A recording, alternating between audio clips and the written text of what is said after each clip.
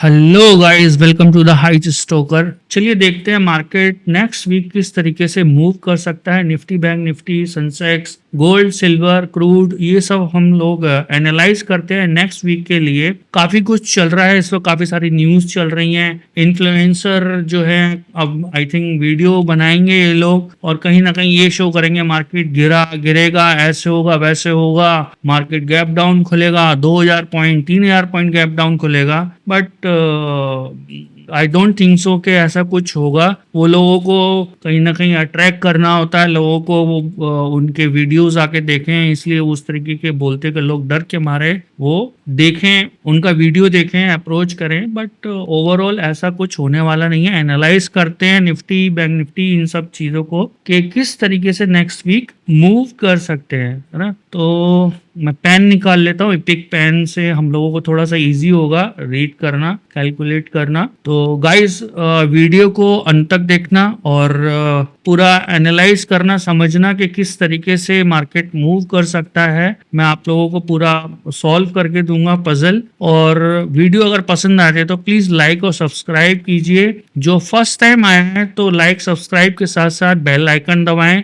ताकि कोई भी वीडियो, आने वाले वीडियो या अपडेट्स वो मिस ना हो। क्योंकि मैं कुछ ना कुछ नई स्ट्रेटजीज या कुछ ना कुछ रीडिंग के लिए मैं वीडियोस बना के डालता रहता हूं, तो आपको काफी कुछ हेल्प मिलेगी। तो कोशिश करना कि टाइम टू टाइम वो सब स्टडी करके नॉलेज गेन करो। तो चलिए चलते हैं निफ्टी पे। निफ्टी का चार्ट मैंने ओपन कर रखा है और आप लोगों को दिख रहा होगा कि मार्केट अच्छा खासा नीचे गिरा हुआ है। ठीक है, गिरने के बाद ये हमारा एबीसी एक पैटर्न था वो बना के वापस ऊपर जा रहा है। तो अकॉर्डिंग टू वेव थ्योरी ये अभी 0, 1 और 2 पे है और 2 के बाद ये 3 के लिए जाएगा। और थर्ड वेव जो है ना, थर्ड वेव वो बहुत फास्ट होता है। थर्ड वेव बहुत फास्ट होता है। तो अभी मैं वेव थ्योरी पे नहीं जाऊंगा, बट आप लोगों को ये जरूर बोलूंगा कि अगर मार्केट को गिरना ही होता तो बहुत तेज गिर जाता। मुझे लगता है कि कहीं ना कहीं बीजेपी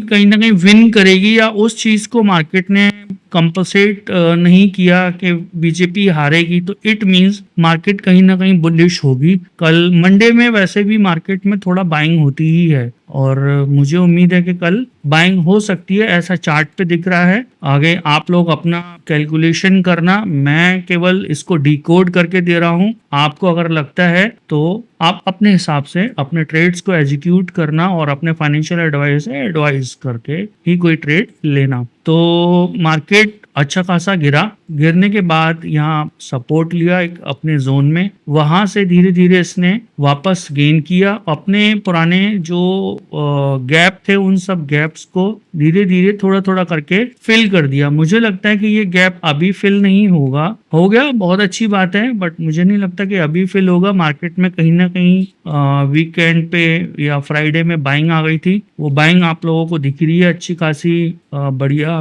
कैंडल बनाई है इसने। ड्रैगन फ्लाई डोजी है ये। तो इसके ऊपर मार्केट निकलता है तो हमें अच्छी बाइंग देखने को मिल सकती है और हमारा फर्स्ट टारगेट ये होगा।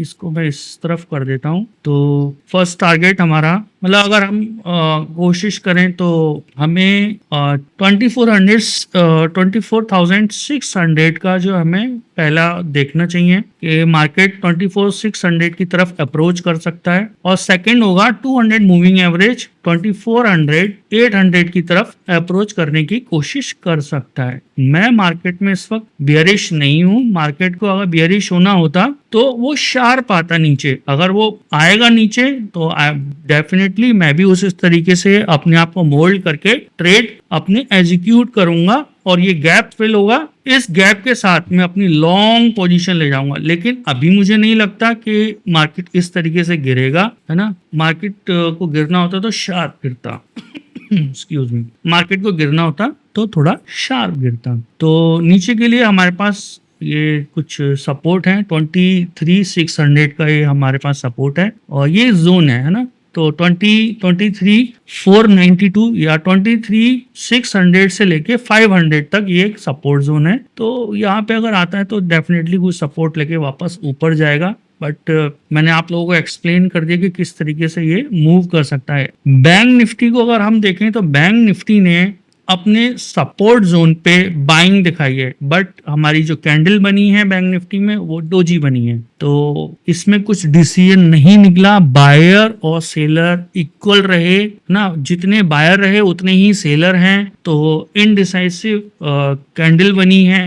बट ओवरऑल इसमें भी कहीं ना कहीं मार्केट जिस तरीके से मूव कर सकता है वो हाईली चांस है कि थोड़ा अप चला जाए। अगर बैंक निफ्टी नीचे गिरता है तो बैंक निफ्टी वीक कर देगा निफ्टी को भी। अगर बैंक निफ्टी नीचे गिरा तो बैंक निफ्टी वीक कर सकता है निफ्टी को भी। तो बैंक निफ्टी पे थोड़ा सा नजर रहेंगी कि ऐसा ना हो कि वो थोड़ा नीचे की तरफ मूव कर जाए, मोमेंटम दे दे। बट नीचे की तरफ अगर आता है तो उसको यहाँ पे एक सपोर्ट रहेगा ट्रेंड लाइन का, ये नीचे से ट्रेंड लाइन आ रही है पूरी, उसका सपोर्ट रहेगा। तो आई थिंक इस पे थोड़ा कॉशियस रहना है हमें बैंक निफ्टी पे। और बैंक निफ्टी अभी मतलब क्लोजिंग थोड़ा सा और ऊपर दे देता तो मैं बोल सकता था कि भाई ये भी पॉजिटिव है और निकल जाएगा, बट बैंक निफ्टी अभी मैं कह नहीं सकता इस पे क्या। अगर इसके बीच में भी यहाँ पे सपोर्ट लिया होता तब भी मैं बोल सकता था कि कल गैप अप खुलेगा और निकल जाएगा 200 मूविंग एवरेज के लिए। बट बैंक निफ्टी पे थोड़ा सा अभी डोजी बना है, तो वो हिसाब से जब तक ये कल का मूव नहीं देता अप साइड या डाउन साइड कुछ भी कहना मुश्किल है क्योंकि बाय और सेलर की आपस में फाइट हो चुकी है। अगर हम देखें सनसेक्स हमारा, जैसे मैंने देखो आपको बैंक निफ्टी में बोला था कि अगर इन दोनों के बीच में बना होता तो मैं बोल सकता था कि अप साइड में निकल जाएगा क्योंकि इधर सपोर्ट ले लिया है, क्लियर है ना। तो अभी यहाँ पे सनसेक्स में इसने सपोर्ट जरूर लिया है, तो यहाँ चांस है कि ये सनसेक्स थोड़ा ऊपर निकल जाए और ये सारे गैप फिल कर देगा नेक्स्ट वीक। यहाँ हम जो स्टडी कर रहे हैं पूरे वीक के लिए स्टडी हो रही है, तो हो सकता है कि सनसेक्स जो है नेक्स्ट वीक 79,000 और 80,000 यानी कि 200 मूविंग एवरेज को अप्रोच कर सकता है। हमें इन दोनों को नजर रखना चाहिए, ये दोनों रेंज जो है नजर रखना चाहिए। ठीक है, मैं यहाँ पे लाइंस डाल रहा हूँ तो इससे क्लियर हो जाएंगे आपको जोन। तो ये 78,000 है, ये 79,000 है, ये 80,000 है। ठीक है, तो हमें अगर ये ऊपर की तरफ निकल जाता है तो फिर हमें इन जोन पे नजर रखनी चाहिए। ये नेक्स्ट वीक अच्छा भाग सकता है। सनसेक्स हो सकता है कि कल मंडे में आउट परफॉर्म करे, है ना, अच्छा भागे। निफ्टी जिस तरीके से मैं बता रहा हूं अगर वो हिसाब से मूव कर गया सनसेक्स अच्छा टारगेट दे सकता है। तो हमारी नजर इन सब लेवल्स पे होनी चाहिए। मैं इन पे अभी बियरिश नहीं हूं। और हमें देखना चाहिए क्रूड ऑयल पे, है ना, क्रूड ऑयल पे एक क्रूड ऑयल बेसिकली आप देख सकते हो 1 बार 2 बार 3 बार 4 बार, तो क्रूड ऑयल अपना टॉप बना रहा है ऑलरेडी। यहाँ से कई बार रिजेक्ट हो चुका है, 1 बार 2 बार 3 बार 4 बार 5 बार, और अगेन यहाँ पे आया है। ठीक है, अगर ये अप्रोच करता है, क्रूड ऑयल अगर अप्रोच करता है इस जोन को 112 के जोन को, क्रूड ऑयल अप्रोच करता है, अभी यहाँ पे है ना कुछ बियरिश पैटर्न बना रखा है। ठीक है, अगर क्रूड ऑयल वापस अप्रोच करता है 112 की रेंज को तो फिर ये निकलने की कोशिश करेगा ऊपर की तरफ और फिर ये 120 के करीब टच कर सकता है। 120 125 के करीब, है ना, या 130 के करीब ये नेक्स्ट वीक जाने की कोशिश करेगा अगर ये 112 की रेंज को अप्रोच करता है। ये हमें नजर रखनी है कि 112 के ऊपर अगर ये चला गया तो फिर ये निकल जाएगा, हमको 125 का एक टारगेट दे देगा वो। अदरवाइज यहाँ से क्रूड ऑयल मेरे को वीक लग रहा है, मुझे नहीं लगता कि क्रूड ऑयल वापस ऊपर जाएगा। आप लोग देख सकते हो किस तरीके से ये नीचे आ रहा है। ठीक है, तो हाईली चांस है अगर ये वापस अंदर आ गया तो फिर हाईली चांस है कि नेक्स्ट वीक क्रूड ऑयल जो है नीचे निकल जाएगा। आप लोगों का क्या व्यू है, आप मेरे को कमेंट सेक्शन में जरूर बताना कि आप लोग किस तरीके से सोच रहे हो, किस तरीके से देख रहे हो। बट मेरे को ये लगता है कि क्रूड ऑयल यहाँ पे रेजिस्टेंस लेगा और ऊपर अभी नहीं जा पाएगा। तो नेक्स्ट है हमारा गोल्ड हमारा अभी कंसोलिडेशन कर रहा है अभी आने वाले टाइम में हो सकता है थोड़ा और कंसोलिडेट करे। गोल्ड और सिल्वर दोनों ही एक रेंज में घूम रहे हैं, दोनों कंसोलिडेट कर रहे हैं, तो अभी नहीं लगता कि इनमें ऐसा कुछ बड़ा मूव आने वाला है। यहाँ पे शायद ये ट्रेंड लाइन का एक रेजिस्टेंस भी ले रहा है। हाँ, तो यहाँ पे ये ट्रेंड लाइन का रेजिस्टेंस भी ले रहा है और टाइम पास कर रहा है यहाँ पे। सो आई डोंट थिंक सो कि ये अभी फिलहाल में कोई बुलिश होगा, और स्टिल ये नीचे की तरफ है। अगर बैंड होता है, ये ब्रेकआउट देता है, तो फिर हम देखेंगे नेक्स्ट वीक कि ये इसके ऊपर निकला तो ये अच्छा बुलिश हो जाएगा। बट अभी लगता नहीं है कि इस तरीके से ये बुलिश होगा, और मैं अभी इसको बाय नहीं करने वाला हूं जब तक ये नीचे नहीं आता। क्रूड ऑयल जब तक वापस गोल्ड जब तक वापस नीचे नहीं आता, इस जोन को अप्रोच नहीं करता, मैं इसमें बाइंग नहीं करने वाला, है ना। अभी आई डोंट थिंक सो कि एकदम ये बहुत ज़्यादा बुलिश भी हो जाएगा। तो मेरे को लगता है कि यहाँ पे ये कहीं ना कहीं रेजिस्टेंस लेगा, रेजिस्टेंस लेने के बाद ये वापस नीचे की तरफ अप्रोच करने की कोशिश करेगा 200 मूविंग एवरेज के आसपास। ये रेड कलर की जो लाइन है ये 200 मूविंग एवरेज है, तो कोशिश करेगा ये 200 मूविंग एवरेज के आसपास आ जाए। तो नेक्स्ट वीक गोल्ड में हम देख सकते हैं कि कुछ सेलिंग मिलेगा तो उसमें कुछ कर सकते हैं। अदरवाइज गोल्ड और सिल्वर दोनों एक ही उसमें लग रहे हैं कि ज्यादा मूव ना करें, है ना। यहाँ पे भी देखो कि कंसोलिडेशन कितने ही दिनों से कंसोलिडेट 200 मूविंग एवरेज के आसपास घूम रहा है ये भी, और कितने ही दिनों से एक रेंज में कंसोलिडेट कर रहा है। इसको अभी तक उसने अप्रोच भी नहीं किया और अभी तक इसने कट नहीं किया ऊपर की तरफ। तो यहाँ पे एक रेजिस्टेंस है इस जोन में 256,977 का इसको एक रेजिस्टेंस है।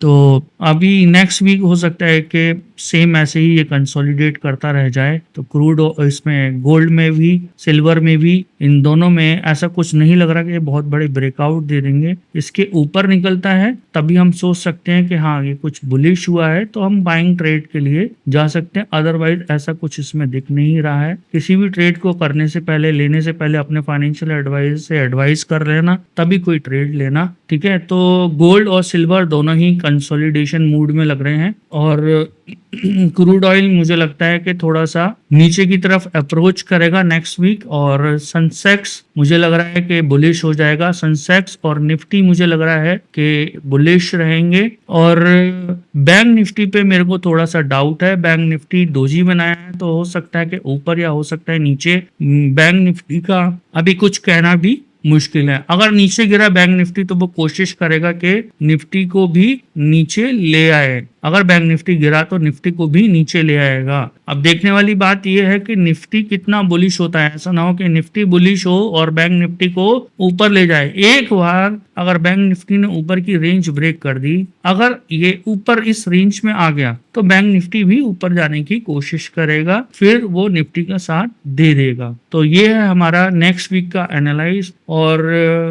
नेक्स्ट वीक आप क्या देख सकते हो, नेक्स्ट वीक अदानी शेयर्स पे थोड़ा ध्यान रखना। अंडमान निकोबार में कुछ काम मिला है अदानी को, तो अदानी पोर्ट देख सकते हैं। अच्छा, ये इंडेक्स सो अदानी पोर्ट हम देख सकते हैं। अदानी पोर्ट कितना अच्छा परफॉर्म कर रहा है ना। तो काफी अच्छे पैटर्न का ब्रेकआउट देके अदानी पोर्ट खड़ा हुआ है। अंडमान निकोबार में पूरा एक पोर्ट, एक बेस बनाने के लिए इसको बहुत बड़ा ऑर्डर मिला है, तो हाईली चांस है कि अदानी पोर्ट नेक्स्ट वीक भागे, ठीक है। ये मैंने वीकली चार्ट लगा रखा है, और वीकली एक कैंडल, एक बुलिश कैंडल बन चुकी है ऑलरेडी। इसके रिजल्ट भी अच्छे आए थे अदानी पोर्ट के, तो हाईली चांस है कि ये नेक्स्ट वीक और भाग सकता है। तो अगर ये भागा तो कितना भाग सकता है, इसमें सिंपल कैलकुलेशन है कि अगर ये भागा तो आप इसको और इसको कैलकुलेट कर लो, उतनी ही डेप्थ में ये ऊपर जा सकता है। तो हम इसको कैलकुलेट कर लेते हैं यहाँ से, ठीक है। फर्स्ट टारगेट हमारे ये रहेंगे और सेकंड टारगेट हमारे ये रहेंगे,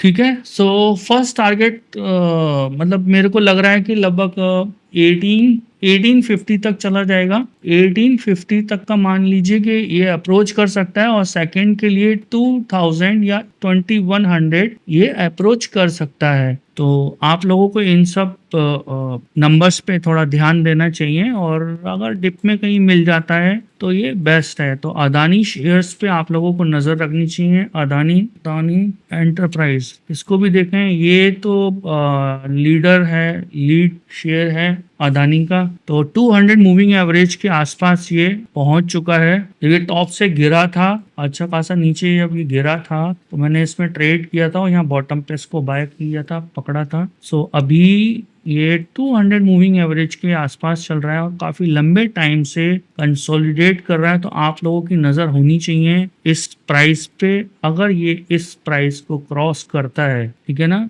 ये प्राइस है 2571। अगर इस रेंज को अदानी एंटरप्राइजेस क्रॉस करता है तो फिर ये नेक्स्ट जोन में आ जाएगा और इसके टारगेट थोड़ा और बड़े होंगे। फिर ये 4000 को अप्रोच कर सकता है। ये जहां से गिरा था ये वहां जाने की कोशिश करेगा। तो Adani port, Adani power, Adani enterprises, इन सब शेयर्स पे आप लोगों को नजर होनी चाहिए कि ये इतना कंसोलिडेशन किया है। अब ये टाइम है उस कंसोलिडेशन को ब्रेकआउट का, और अदानी को प्रॉफिटेबल का ये टाइम हो चुका है। अदानी पावर भी देख लेते हैं।